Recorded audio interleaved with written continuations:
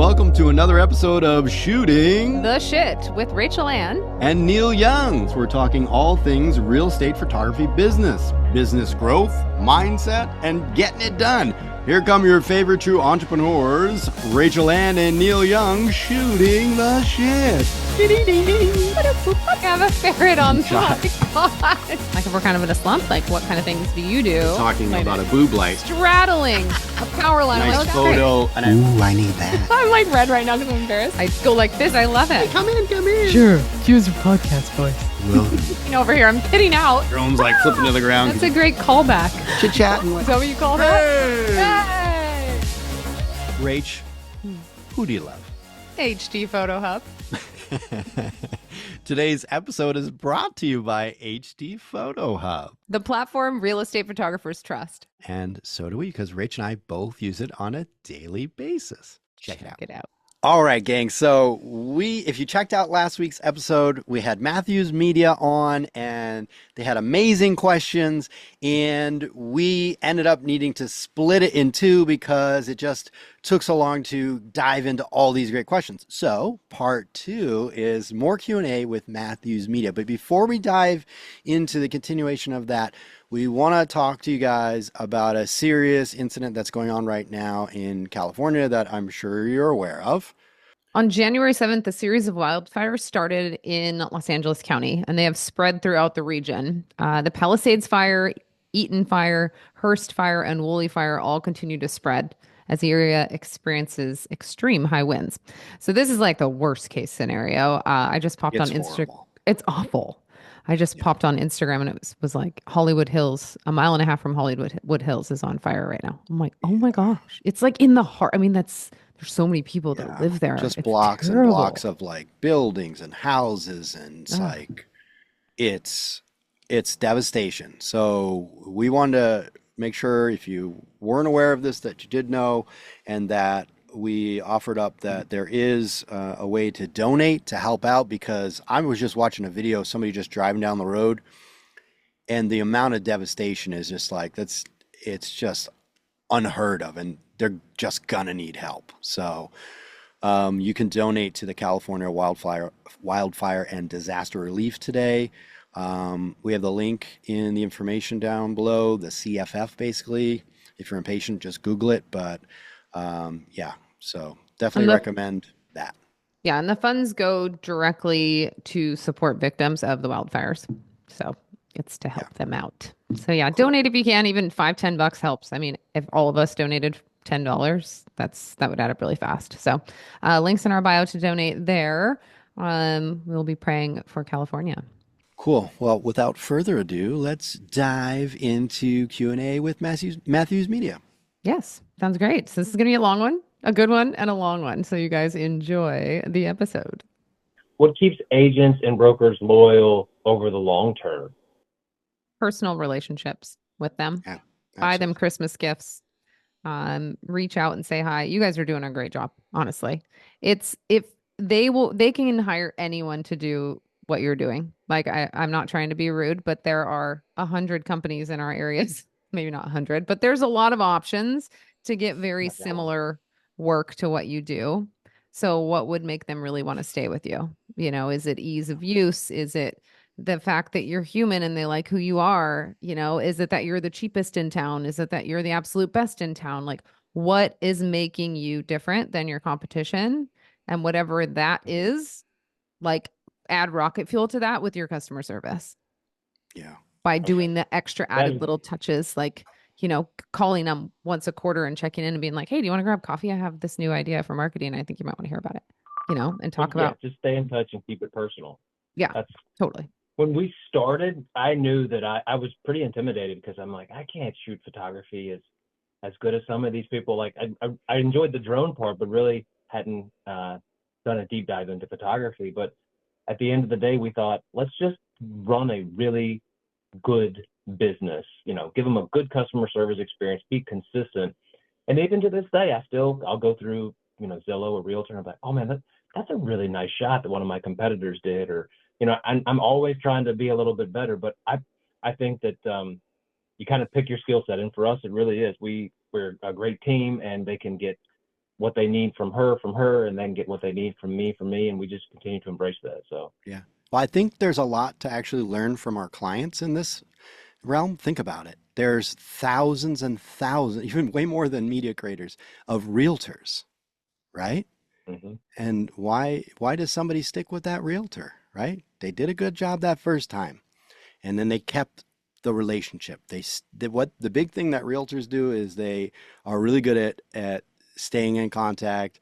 They all have their, I sit on a mindset meeting, and a lot of things every most days of the week I sit on it with a brokerage, and I listen to the realtors. It's all realtors and like me. They all have their own little things that they do. They're all a little different. Some of them write, handwritten letters to people. Some of them call people. Some use their CRM, but they stay in contact so that when a job comes up, they stay top of mind. And yeah, they treat them right, right? So yeah, the relationship is the biggest thing. And no matter what, even with the relationship, sometimes there are just factors out of your control, and your best client, it's happened to me, is going to go somewhere else because of some factor you can't even control. But the relationship, I will tell you, a year later, brought him back again. So, you know, yeah. And coming full circle a little bit back to like the HD photo hub and stuff, I think that's where part of my resistance is coming in, is not wanting to let go because I'm scared, right? If you let them go. I do see the world though where it's going to make us more efficient, and if you want to be able to really grow, then they need to just be able to log in and book it and not be waiting on us to like get a slot or. Yeah. But I mean, I the definitely can. transition in though, you could do it really gradually. You could just say, we have this new system. We're delivering your photos in this pretty little package now. It's super easy. You just click the download. You can choose MLS size or print size. You have the option now. It's super easy. And if you want, you can order online, or feel free to call and text me and I'll still take your call, and that just eases them in. And you might have some that hop right on that ordering thing and some that still just call you. What happened to me, I forgot to put an order in. Like I don't know how, it just completely slipped my mind. First time this had ever happened. And the chick like called me. She's like, no one's at my shoot. And I'm like, oh my gosh, I forgot to put it in. And I had asked her to put it in online and she didn't. And she like asked if I could do it anyway. And I was like, sure. And then I told her, I was like, hey, in the future, can you please just put the order in online? I know it's different, but this is why I have you do it, just because we have so much going on. And I like try my best, but I make mistakes. I'm human. So it's just so much easier if you can just do it online. She's literally texted me today and asked me to put an order in for her. So obviously she is one of those, and that's fine, but there's always one of those. I know. Fine. And luckily, I mean, this was like 2 years ago and she's still using us. So obviously we're doing something right, But yeah, you don't have to force them all to use it. That's my point. Like you can ease in to it. And the phone isn't the only way to stay connected.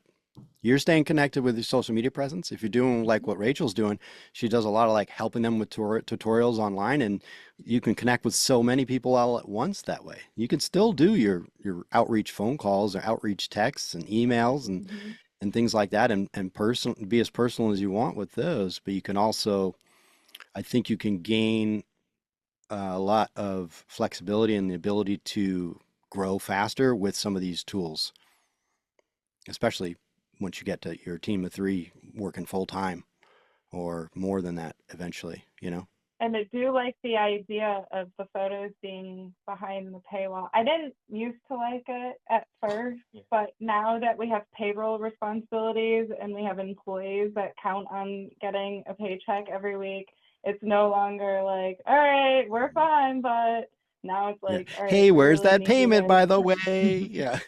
No, I love that. That's receivable. One of my favorite things. Yeah. In media services, how would you balance good, fast, and cheap, and why? And let me say this: when we kind of adhere to the philosophy that if you're going to sell something, or if you're going to offer a product or service, it should be good, fast, or cheap, and you're allowed to pick 2. Very difficult for someone to provide all 3. So in our world, we are not cheap, and so we just threw that right out the window. And we know we're one of the most expensive in our market, and we're okay with that. But we are good and we are fast, and we believe that the good part is just consistency in our customer service, and we turn our products around in 24 hours. Some of our videos can take up to 48, but we just try to boom, boom, boom. So that's what worked for us. But in general, is there, what philosophy do you guys adhere to, and which two make the most sense out of the good, fast, and cheap? Oh, ours aren't cheap. Unfortunately, we're like higher end in our area, and it's coming to like, as we're trying to grow, it's hindering our growth. That's been the feedback is, oh, your photos were great. The service was great, but my other guy is pretty much the same. He has all the same systems in place, but he's cheaper, like 25% cheaper. And I'm like, whoa.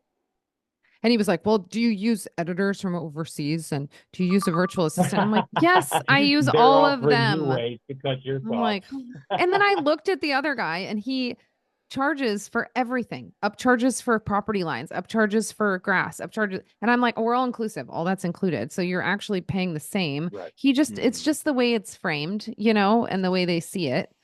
So for me, it's like, yeah, we're not cheap, but I would say fast is the number one important thing to me. They need their media back as soon as possible. Well, I guess good is really important too. Would good just be like good customer service, good quality? It's hard. Yeah. It's hard. You're allowed It to pick is. two. So yeah, just throw the cheap right out the window. Yeah, cheap's Or gone. they I just think say that it's really hard to deliver something good and fast, and it also be cheap, because as a Yeah. business, Yeah. how do you provide that? Yeah. I never went with cheap ever. I didn't want to go with cheap either as one of my priorities. I didn't want to beat people out just because I was the cheapest. I wanted to go deliver what I felt was a quality product that would help the realtors excel. And I didn't think cheap would do that. Cheap comes close, and it is difficult. It is a difficult competitor, cheap, but not for all agents. It isn't. And that's kind of what you got to focus on, is the people that are only concerned with cheap are just not your ideal client. It's so hard to just go with that, because nobody likes to lose clients to the cheapest guy in town. I had recently a client who did this exact same thing and said, well, there's this new guys in town that do it all super cheap. And they do all these things and it looks pretty good.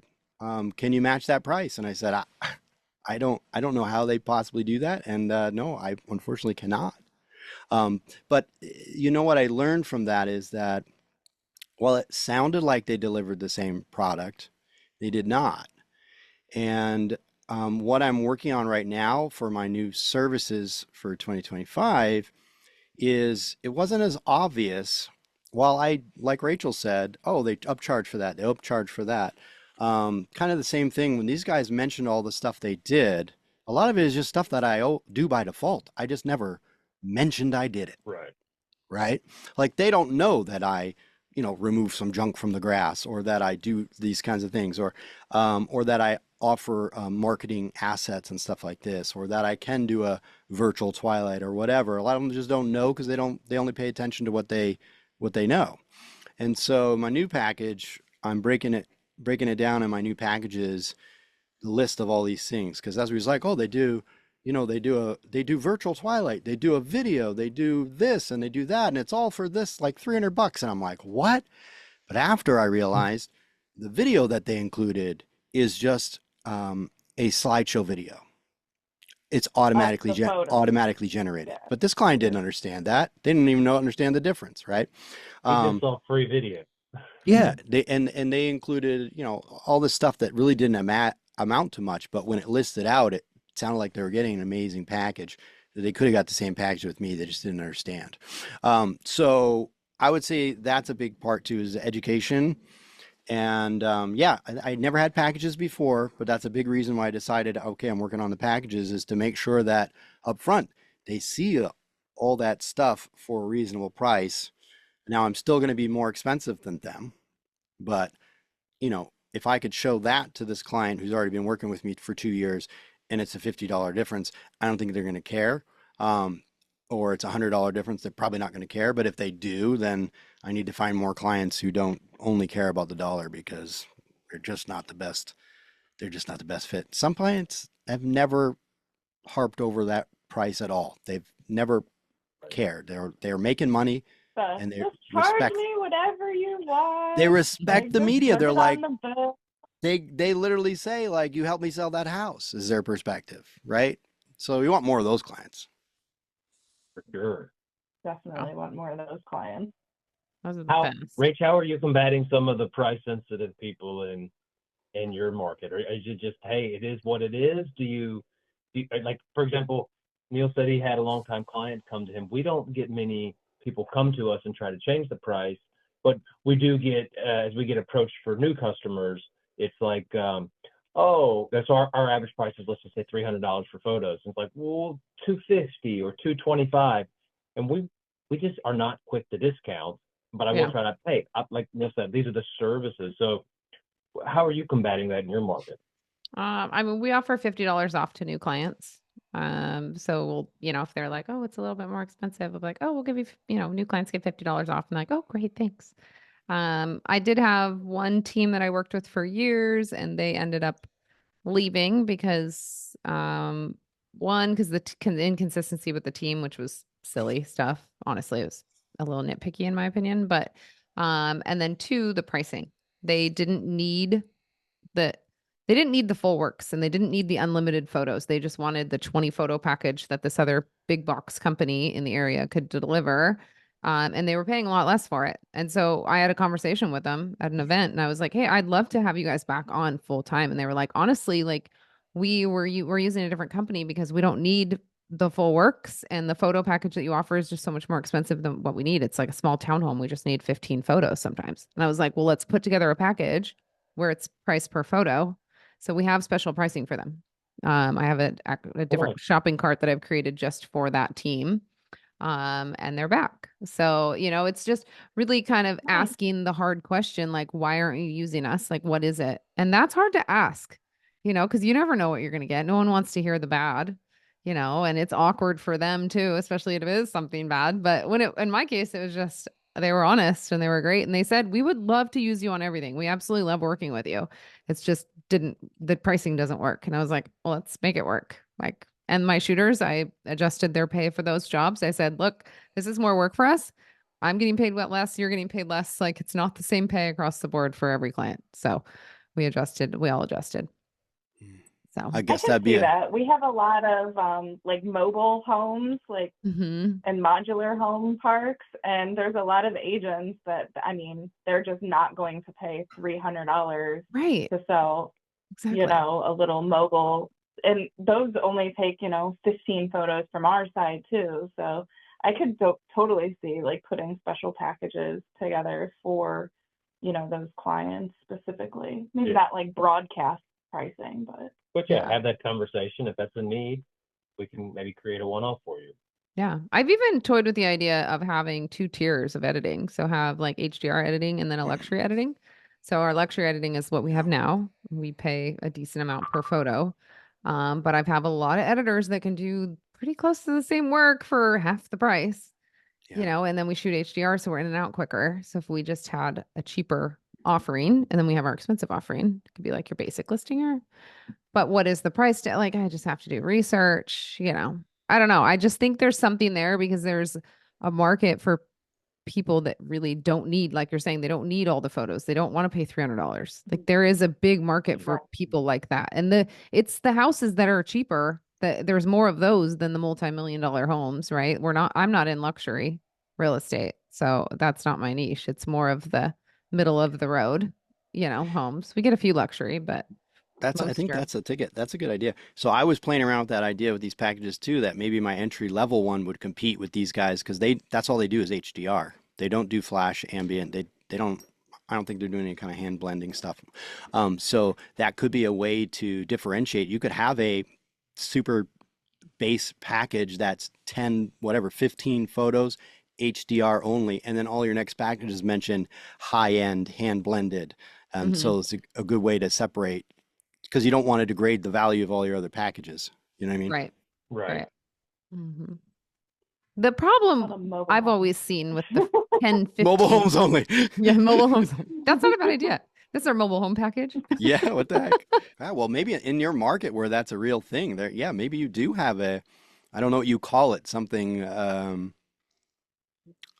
you come up with a clever name for mobile homes, a Manufactured movable homes, I think. movable A dwelling. manufactured package. I just call it Right. cheap listings, not high quality homes. But the biggest catch there is differentiating the difference, right? So you, like you said, you don't degrade your high-end package. Yeah. It's not just like, hey, here's 10 photos for half the price.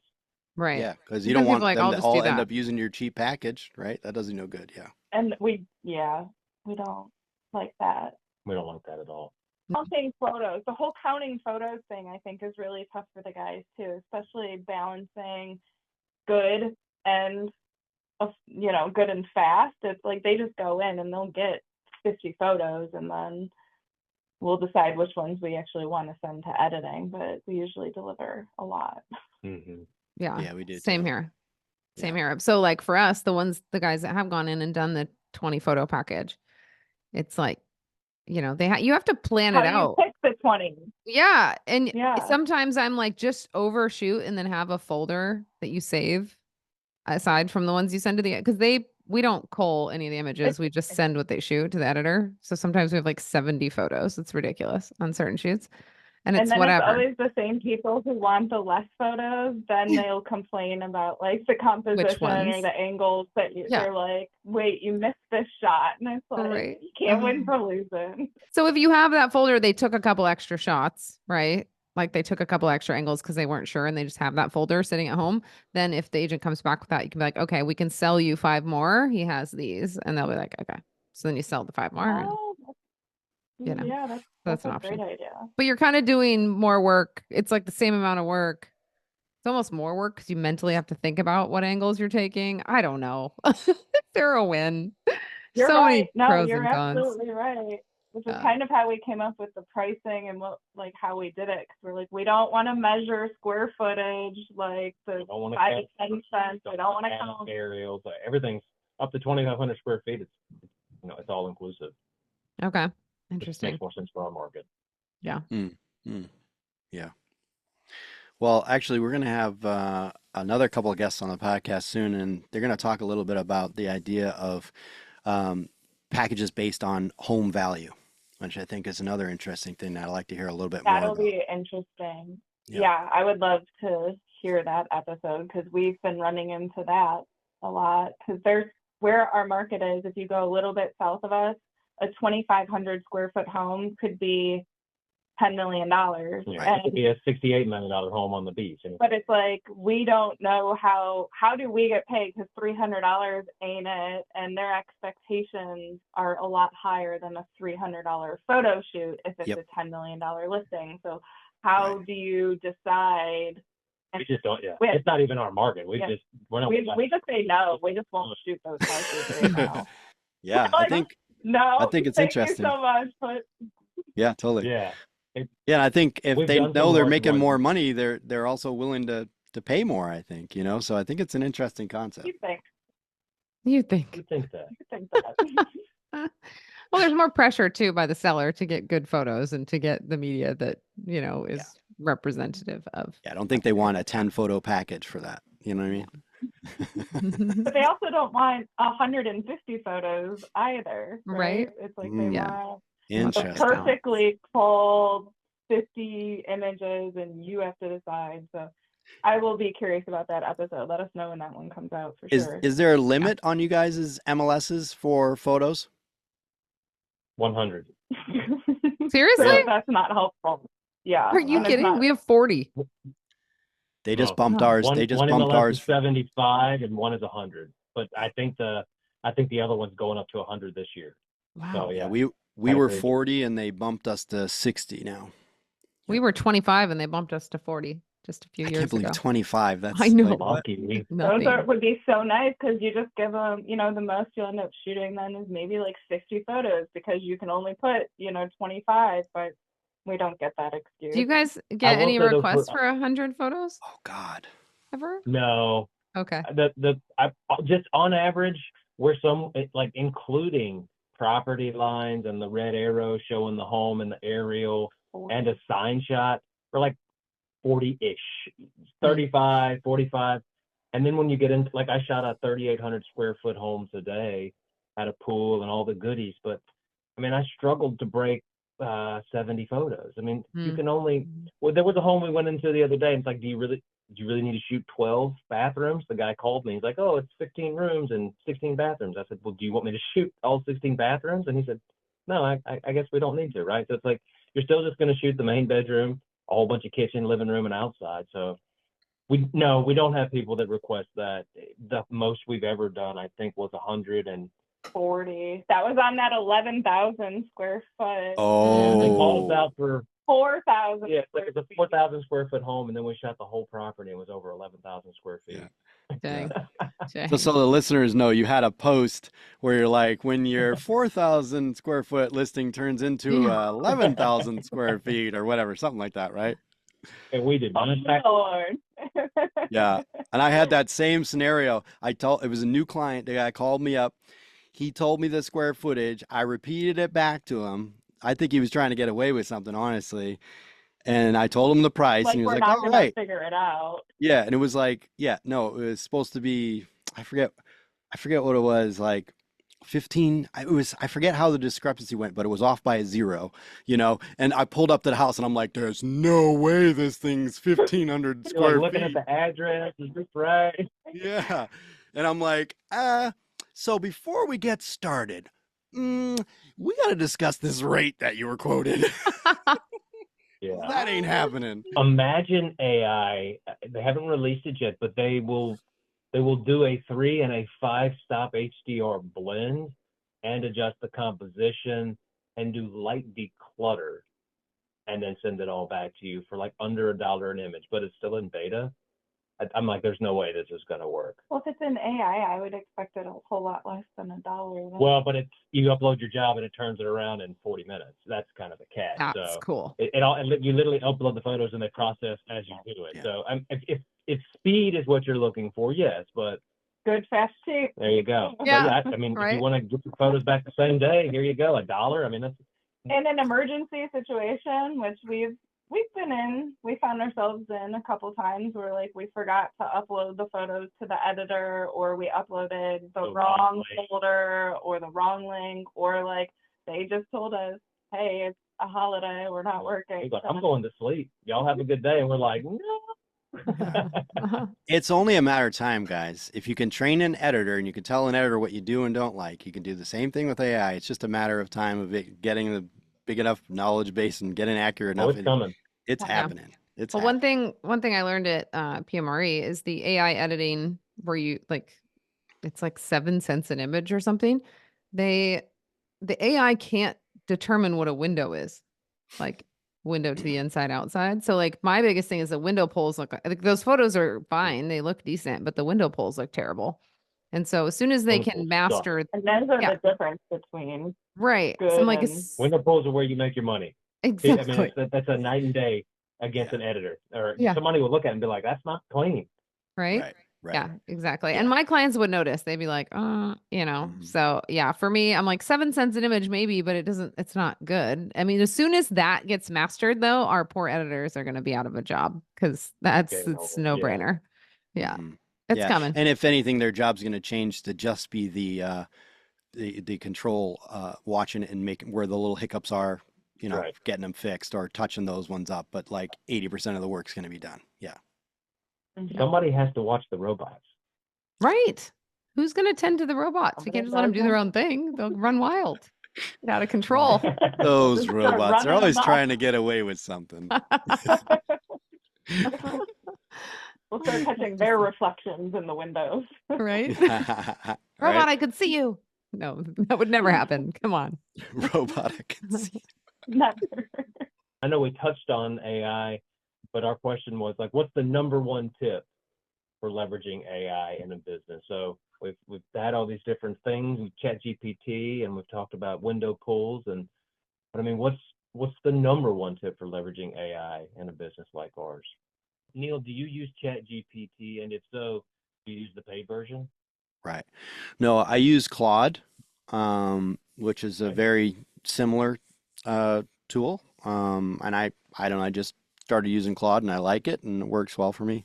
I think at one point Claude was a little better at and a little more accurate, but they kind of just are all evolving in the new, it's so back and forth. So I don't think there's like a huge difference at this point between them. Um, and uh, I don't do the paid version right now, but I have tried a few AI tools that I've actually paid to use more. Social media content is a big one, for just efficiency on creating more content, less work to get more content.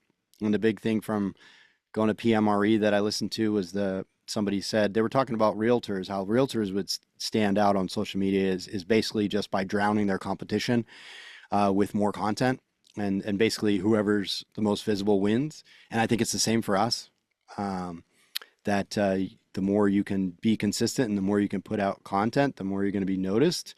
So if you can use AI to, instead of spending a whole day on this, spending an hour a day on it, I think that's huge. I also think, I know we already touched on it a little bit, but I just today, there was a missed staging image, and the client wasn't upset, but they're like, "Oh, I didn't see that staged image." Oh, shoot. And I thought, how can I get this guy like this image right now? Because normally it takes like, I don't know, 6 hours or something at best case from the editor I normally send it to. And so I tried one of these AI tools, and damn, it's good. I literally did nothing but tell it what room it was. And it put a bed and it put a dresser, and it looked great, and the styling looked good. And so I'm like, that is pretty powerful. If you could not only maybe it's the same price, maybe it's cheaper. I don't, there's a cost. I don't know what everybody's editor costs to do this virtual staging, but there's a speed benefit there. There's no back and forth, and there's a bottleneck benefit, because I currently have to send those virtual images to a different editor than my normal editor, who I work with on a regular basis. So I have to send that to somebody else, then they have to send it back, then we have to get it to the same gallery. So now if I could just give this tool to my editor, hey, here's the virtual staging tool, just use this, and they have it done instantly, basically in a couple minutes. I mean, that's a huge benefit. And I think that's where the editing is going to. I think it's if it can do that, it can definitely eventually figure out, accurately what's a window, what's a ceiling. Ceiling should be brighter. Windows should have sky outside.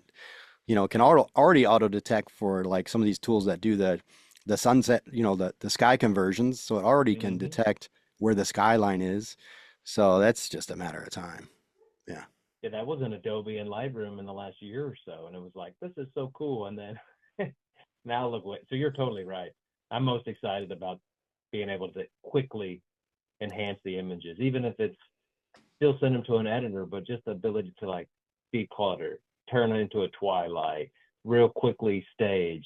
Because we're in a similar scenario. We've got it from come home to get it upload to wake up in the morning, it's all there, but you need that twilight or that's that extra step. And I got to hit the road. I don't have time to sit here and shit back and forth. Exactly. So I'm really excited to fill that gap in the eye. And then think about the value too, when you've got those extra services and you can do them affordably for yourself and have a package that shows that off and looks much more valuable, but it's not costing us as much as it used to. That's pretty cool. Yeah. Mm-hmm. And less time, less work. Yeah. Yeah. I would say AI tools you should leverage today is ChatGPT and use it to create a game plan for you going forward. I posted a reel, which you did this, Mercedes, of like 5 areas the prompt of like, what was it? It was like 5 areas that you could see being a problem for me in 2025 and like how I could fix them basically. And since I've been feeding it everything, like it helps me with my content, it helps me with my sales pages, like it helps me with everything, right? And it knows me really well. And it came back with very detailed things that were spot on. And I'm like, dang, Gina, I didn't know all this. I know. That was my reaction. I was like, oh boy, this is going to be a tough 2025, I guess. Yeah.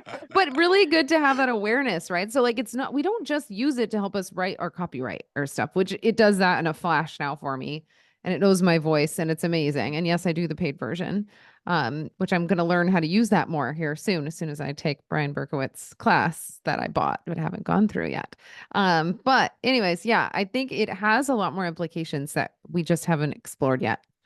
You know, having it help you set up systems and processes, or, like a training manual on how to train your people. I'm sure I could feed it Loom videos that I have of training people, and it could spit something out for me that would be very useful. Oh yeah. Stuff like totally. that. I So find that that's probably where I'm going to try to leverage it next year too, is even if it's just talk through my process myself and help me summarize my thoughts so that I can better, train my people. Because the first time I did it with our part-time employee, I had one process, and I instantly learned this is not going to work. So I'm already molding it as I go. But if you're going to scale, you need to kind of have that training part down. So I think I'm going to really lean on it to help me come up with a good process to onboard people. Yeah, and what I like is I don't love writing. It's not my best skill set, right?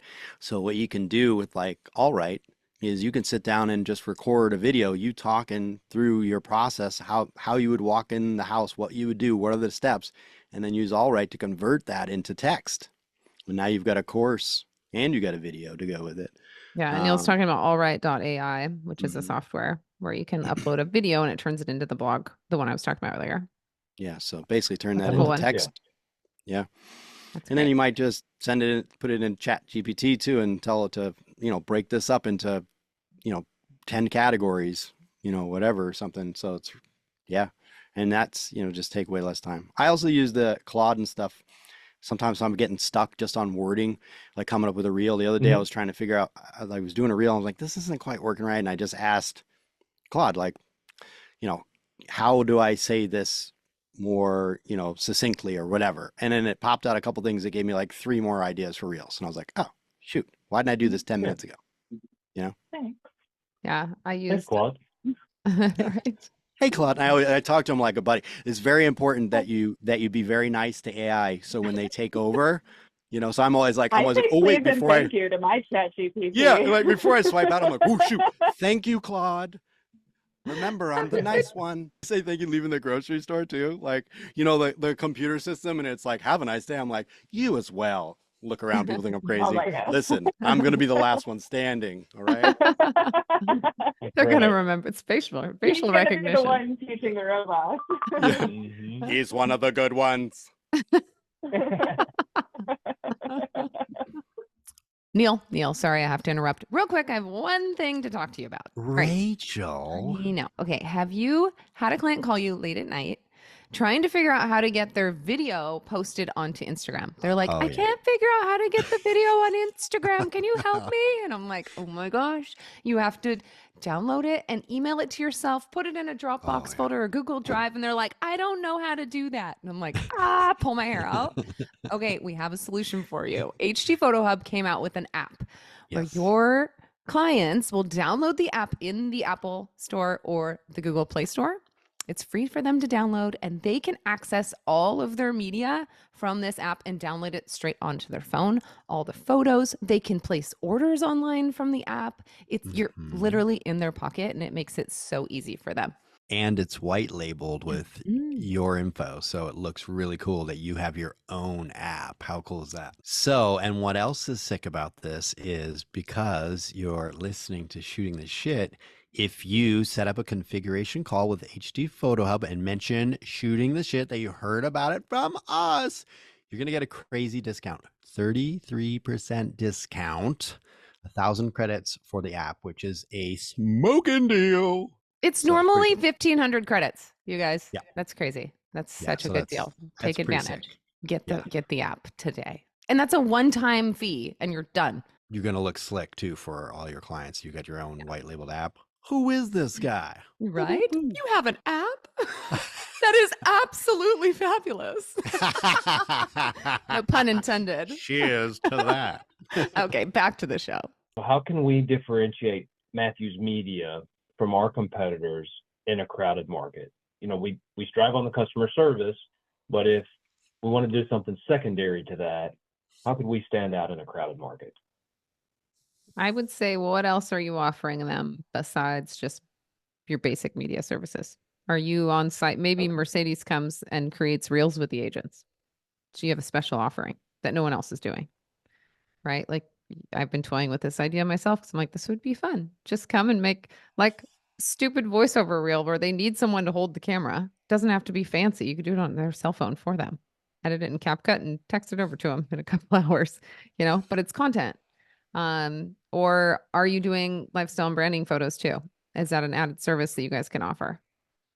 Headshots are always needed by brokers. So that's going to make you stand apart in a crowded market. Yeah. So we've had a couple people ask us to do that, and I often refer it out to a local guy. When you started bringing that or offering that service, is that something that you personally do, or do you just have a photographer that you're comfortable with who could shoot it on your behalf? No, I do I'm it. not comfortable at all shooting people. Yeah, I do all that. You do Yeah. so. I did portraits before real estate, so I'm comfortable doing it. And I started out doing headshots before I ever did any real estate or before I ever did any video production stuff. So that's what I started doing out in Los Angeles when I was an aspiring actor and all my friends were starving actors and headshots cost a fortune. They were started at $400, 20 years ago. And so I started taking photos of my friends and everything.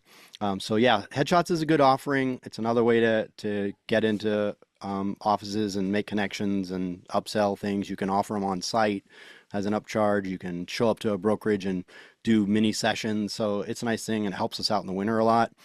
My wife now has stepped into that role and she's doing a lot of that. And she also does lifestyle branding, not just for my real estate clients, but she has a whole bunch of her own clients and a lot of like women in small business and stuff like that. My goal is always to help. So I think a big way that you can differentiate yourself from a whole bunch of other photographers is a lot of them are just there to, nothing wrong with it, but take the photos.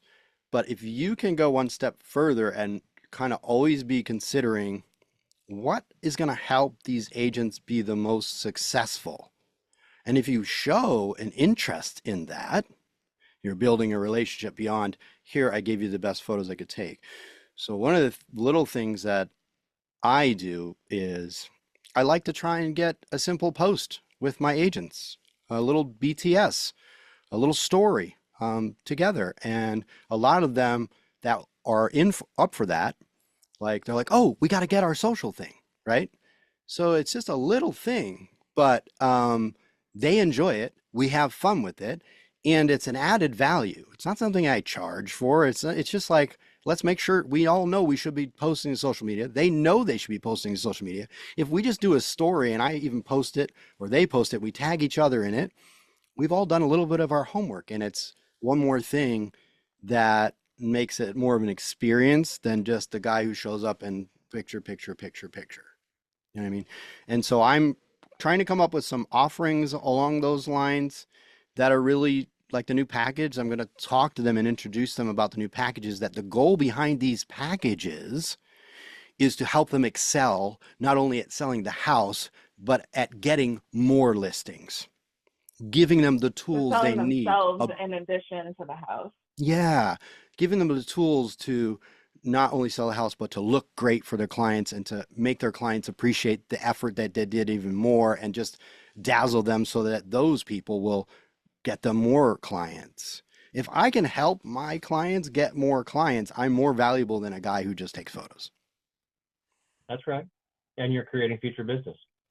Yeah. So that's what I'm trying to do with the packages is like, what is the most value? How do I have a couple packages that add value above the regular thing? And then just little touches that you can put in there and, which might just be a story or an extra reel or an extra photo. And I'm not charging for this right now, but along those lines, I've started talking to every one of my agents at all of my shoots right now. And I say, hey, look, I feel like agents are missing a huge opportunity every time they have a listing. All they do is take the professional photos. But what this is your marketing gold right here. You have an opportunity to get all kinds of content for social media, not just for selling the house, but for yourself, so that you have this like bank of footage that you can use throughout the year for social media posts, because you should be doing it. So I'm like, hey, I'm like, with your phone, I recommend you get a little stand and you have a second to just, walk across the kitchen and record yourself. You've got a piece of content for your social media.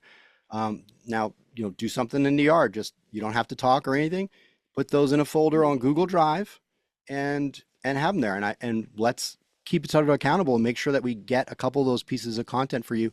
Even if I take a second, give me your phone. I'll film you for a second. You walk across the kitchen. I hand them their phone back.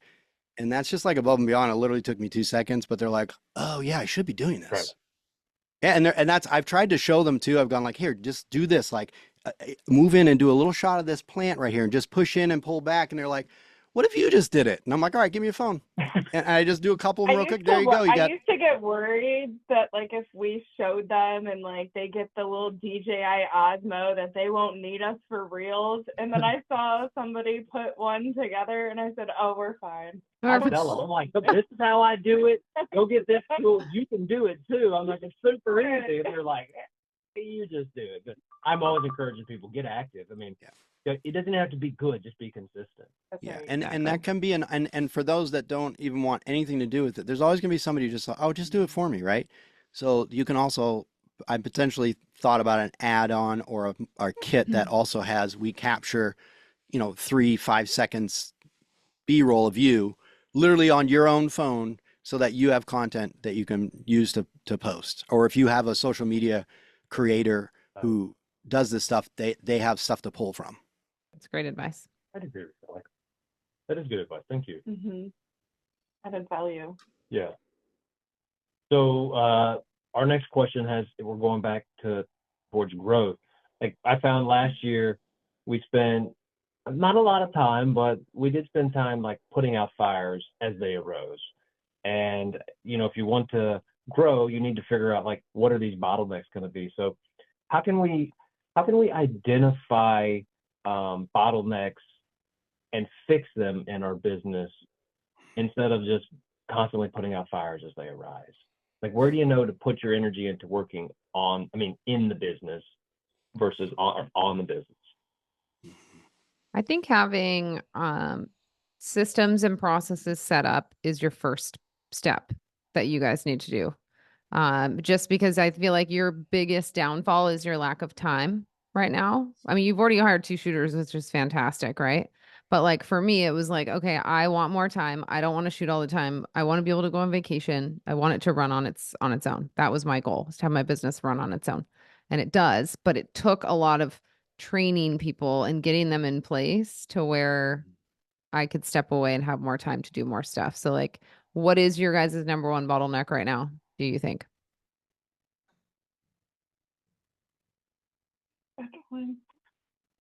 I would say it's probably the photo management. So I spend a fair amount of time calling, uploading, and then putting in place, for her to do her thing. The scheduling thing is kind of tedious. You're right. I think there's a lot that happens.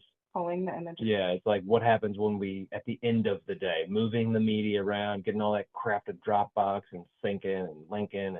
Because his evenings are just getting busier because we're getting more shooters. So like we're able to do more shoots in a day than when just he was shooting. So the process of getting those photos uploaded. Yeah, but I still take their now I'm just looking at photos for 3 shooters instead of just myself.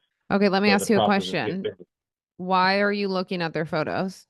Because I want to make sure that they're properly taking the compositions and the photos that that we discussed and they were trained on. He's still only 2 months in, so he's still got training wheels. I'm sure it'll get to a point where we can just like have faith and trust and he's good. But is it to save money on editing? Like you're not sending all the photos to the editor, or are you still sending all those photos to the editor in that evening? No, let's just say that if he goes and takes 50 shots, I'll usually dump 10 and I'll send 40. Okay. So what if, and then do you review those with him and go through and tell him what he could have done better afterwards? Yeah. Okay. Yes. Okay. So what if, like, here's how I do it. I don't go through a cull or look at any of the photos. Like what I shoot is what I upload. If I don't like a composition on my card when I'm at a shoot, I'll delete it off my card and reshoot it. And then when I get home, I literally just upload those photos straight into Dropbox and send them off, because I want to eliminate as much work as possible when I get home from shooting for the day. And that's how my shooters are trained as well. So in my mind, I'm like, if I edit an extra 5 or 10 photos at whatever cost, how much is my time worth? If I'm spending an extra hour a night, is it worth $10 to not have to deal with looking through and culling, to just have those edited? And then the next day when I get the photos back, then I have a meeting with my shooter and say, okay, hey, thanks for sending those photos off. They look great. Always start with a positive, do the sandwich thing, right? Tell them what they could have done better, right? And then tell them, good job, like at the end. But you want to critique them and say, okay, this one, and this one, I didn't need 5 shots of the primary bedroom. I just needed 3. Those other 2 angles weren't necessary. Here's why, like going forward, same with, we have a really battle with my team over vertical versus horizontal of small bathrooms, because some agents like horizontal only and some will take vertical. And it's like, obviously they should be shot vertically because you can't see anything when it's horizontal, but they don't fit well on the MLS. So No. yeah, it's a whole thing. But so they'll take both, and I'm okay with that, and we'll send both to the client and it's fine. But it's a chance for me. It's really just training, right? And I'm willing to invest that extra $5 to $10 a day in editing costs to alleviate me or them having to spend all that time in the evening when they get home, because they're tired. They've shot 3 or 4 houses in the day. They want to get home and get it uploaded and go to bed. So anything you can do, I think, to eliminate your workflow when you get home. Same with videos. When I shoot video, I shoot it in the exact order of how I'd want it put together. Because when I get home, I have to sort those files and rename the files so they're in order for the editor, right?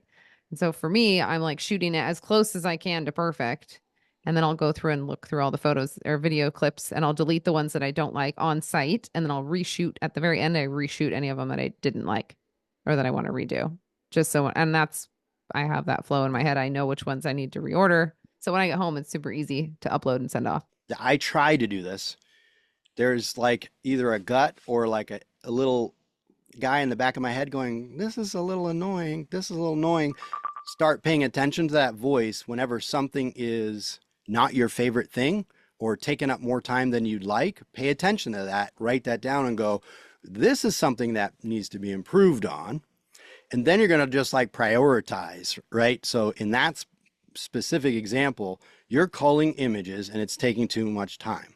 Okay. So why are we culling the images? What's important about the culling? Is it you're culling them because of cost? Is it you're culling them because of quality? And then I would think about the process. Okay. So is there a process that could be, if it's really just a time suck, I still want to do this because of price and because of quality. Well, is there a better way to go about it? Or is there a better person to do it? There could be multiple solutions to this problem. Maybe it shouldn't be you doing it in the first place, or maybe you shouldn't do it at all in the first place, because if cost isn't a concern, like Rach is saying, maybe you should have them all edited, because maybe it's faster when you get those photos edited to go through them than looking at multiple exposures. And looking at it on your computer, maybe it goes slow, but when they're edited, they're smaller and you're like, blub, blub, blub, blub. Oh, I can delete 10 in like 3 minutes versus 15 minutes. But you have to identify what it is you don't like or what it is that's the time suck. Because sometimes the problem is it's just not your favorite thing, but somebody else excels at it. And because they excel at it, they do it twice as fast, or they love it, so they do it twice as fast, or, or they're cheaper than you. So it's really not a big concern that this admin that only gets $5 an hour, who cares if they spend 2 hours on it? Because it costs you nothing, and they're still going through eliminating some of the cost of the number of files. So there's a lot of solutions, but you got to stop and think about, what's bothering you and what do you think what are some creative ways to fix it? And yeah. You guys use Dropbox to send your photos to your editor? Mm-hmm. Do you have Yes. a filing, like a numbering or naming system for date and the client's name and everything? Like, are your shooters delivering the Dropbox folder to you and then you're uploading them to another folder, or is it Yeah, just? they have. So we have the team Dropbox account, and everybody uploads their content. So like video goes to one place, and it's in place for the video editor to just grab, and then the photos I take from their uploads. And then I have a process. So I move it into the editor, and then once it's there, that goes to archive and customer distribution. So yeah, they upload a Dropbox, and once I get the text, I review, and then I move over to the editor. Okay. And then you send off the final work to the editor. So when you're out of town, how are they just going to do it on their own and send it off to the editor then? No, I'm probably still going to have to review it and at the very least upload it. And so if we were to move away from the culling process, I could teach one of my employees to just do the upload process. That's not that hard. Yeah. I could even start uploading directly into the team folder that starts it. But we just now joined kind of the team process, so it's a lot more for 2 people than 1, I realized. But the nice thing is, if you figure out how to do it for 2, it'll be pretty easy for 3, 4, 5, and 15. So yeah, I would say you should try to get your hands off of that process as quick as possible. Like because if you get the photos back the next day, Mercedes can go through and pull out the ones that she doesn't love. Or we do it different. It's so different though. I like to see what I shoot, I guess. That's probably another big piece of it is if I were just to dump everything, I'd never get a chance to review it because once I wake up the next morning, it's kind of out of sight, out of mind. That's kind of your time to review. What if yeah, that's true. But honestly, like a lot of ours, we send more photos and more angles than I would want to go to the clients just because my admin team doesn't delete them, where I would have had I been the admin uploading that morning. Yeah. But I've just let it go. I'm like, whatever. They get a couple extra photos. Like Right. a couple people have complained there's so many photos to go through. I'm like, well, it's good because then when your listing sits for too long, you can refresh the photos and you have brand new photos. And they're like, oh, that's true. I'm like, yeah. But most of them don't complain or care. Like I find that sometimes I feel like I get caught up in my own head with the perfection thing. Sometimes we have to think about that 80-20 rule where like, is this like if someone else is doing it, we have to be happy with it 80% of it being done properly versus 100 because no one's going to care as much as you guys. You're the owners of the company. No one is going to work as hard on your business as you do ever. So, and it's really, really hard as a business owner who's passionate, who cares and loves this so much and wants to take care of people like you guys do, I do, and Neal does, to give up that control to other people when you know it's not going to be done 100% to your liking. But honestly, at the end of the day, 80% is good enough for your clients. Like they're thrilled with that because your 80% is like 100% of what most people will do because you guys go so above and beyond as well. Right. And for example, I have an admin who now delivers all the job in the morning for me. I don't look at those edits when they come back. Rarely do I. So she goes through and makes sure the editing is good. And she'll ask for revisions from the other editor if they're not. Once in a while now, that used to be my job every day. I had to let go a little bit, right? And once in a while I go and review and say, oh, you know what? Hey, make sure she does this or that, which is she's probably going to already tell the editor to do that, but it's just like a little reminder. Let's not make sure that things don't fall through the cracks. But I don't do it every job. I don't do it every day. So sometimes you do have to let go. The Band-Aid versus the like preventative. So like if you have a cut, you can put a Band-Aid on it to fix it. But if you stop getting cuts, you don't need Band-Aids. I think it's a matter of time, JD, before you're there trained. It's going to take time, like you're saying. They're brand new. So just you'll get there. You'll get there. But I would make it your goal to try to stop culling their images. Like they should cull their own. So train them the best you can, which sounds like you're already doing that. I just keep going, but make that your end goal to where you don't have to do that every night because that's just going to eat up all your time. You don't want to do that. You want to be hanging out with your wife, right? Yeah, absolutely. Eating dinner, having fun. Yeah, that's why we work so hard so we can actually have a life and enjoy it. So yeah, but I would say the biggest bottleneck the way to really anticipate those bottlenecks is to look at all the different things that are available at our fingertips that can make our jobs run smoother and easier, which is systems.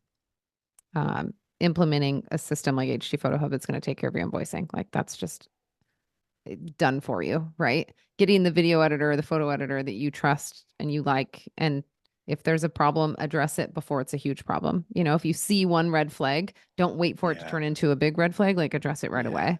Exactly. Try to get in front of it before it turns into something big. Same with your shooters. If you notice something's off or you get a little tip that maybe they weren't on their game that day, like have that conversation, be like, hey, is everything good? Just to really try to be proactive and stay involved in your business. Like don't let it go too quickly to where you pull back too quickly. Cause I think it's important that you still keep your hands in it. But on the other hand of that, also know that you do have to pull back a little bit in order to move forward. And you've got to trust people, which is by far the hardest part I was a total control freak. I've let go so much. It's like crazy to me. Like, wow, I'm doing so good. But it hasn't been easy. I'm like, oh, I don't even look at the images anymore. I rarely. They just go out and clients are happy. I'm like, this is magical. It's working. I want that for us. Yeah. I did look at It one feels job good, last doesn't week. it? It does. It's amazing. Yeah, but it's hard. It's hard. hard. It took a long But time to it get feels here. good. Like Definitely. not looking at those jobs every day feels good. Yeah. Yeah. And not getting complaints. And if the complaints come in, my assistant handles them now, and she knows how to handle them. She's been with me for over a year now. And like she's about to go into busy season. And she just said to me, she's like, I feel so much better this year going into busy season because I actually know what to say. And like, I know the services. I know how to handle the problems. I know the shooters. She's like, I'm excited. This is going to be really fun. She's like, let's get all of our marketing dialed by March, and then we can just handle clients for the rest of the year. I'm like, let's go. So we are, it's cool. That It's good. It's fun to see it working. What other Was this helpful? Yes. Yeah. Yes, it has And been. very encouraging too. It's like I said at the beginning or at the beginning of the show, it's tough to find, people that are in your market and your industry. And sometimes it's just, hey, help me with this composition. But it really defines, people that you can ask some of the tougher questions, and knowing that there's people who have struggled with what you struggled with and they came out just fine on the other side. So I might necessarily agree with everything, and everybody might necessarily agree with how we do stuff, but just to have someone else to talk to and say, is this dumb, or tell me something different. So yes, even if we hadn't covered any of these questions, just the ability to bounce stuff off of each other has been great. So it's been extremely helpful. And we got a lot of help from you guys just listening. And we listened to 2 or 3 other podcasts specifically in the industry. So just want to take up and soak up as much information. So to be able to interact is super cool. Oh, So thank you for not gatekeeping and making yourself so available and just sharing the wealth of knowledge and trying to help companies like us grow. Of course. Yeah. Oh, yeah. Well, we've all had the same come to us as well. I mean, you guys, I'm thinking too, you guys got to try and come to PMRE next year, because it's such an amazing environment for that exact reason, that you just can talk to people and just like bounce ideas off each other and come up with crazy ideas and get motivated and inspired. It's really cool. It's really great. It's just like what we're doing right now. 2025. It is actually on our goal list. Yeah. Yay. Awesome. You'll be there. You'll be there for sure. Cool. That's awesome. You're gonna have like 5 shooters by then. You'll be just like You got, yeah. chilling And out by the way, pool. you guys are so killing it. Oh my God. You guys are doing so great. Well, thank you for Thank you for saying that. It does not feel that way most days, but well, I mean, you guys look like you're doing a really great job. So all you got to do is just keep it up. That's all. Heading in the same direction. Well, that's encouraging. thank you for being such inspiration. Well, I'll be asking you questions when I see you next at PMRE. Okay. That's the honest truth. Meet you guys officially and shake your hand. Well, one last note, there are a million ways to do things in this business. It's like Photoshop, right? There's like 500 ways that you can do one thing. So there's no right or wrong way. It's really what works best for you. And so, we might say one thing, but there's 500 other ways that you can do. And that's what's cool about this industry and listening to all these different podcasts and stuff too. You do hear so many different ways that people run their business, and they're all successful. It's just like, what's going to work for us and work for me. Yeah. So, and what's your definition of success too is a big part, because not everybody has the same goals. So, yeah. All right, guys. Well, thank you again so for coming on. Thank you. Yes, absolutely. Really appreciate it. It was very enjoyable and very insightful. Cool. All right. Well, we'll be talking to you guys another time then. All right. We'll see you on social media. If you haven't checked them out, what's your social media handle so everybody can go follow you? At Mathews Media 772. All right. Sweet. We'll put that in the link below in the description. Cool. All right, guys. Have a good night. Bye, guys. Thank you.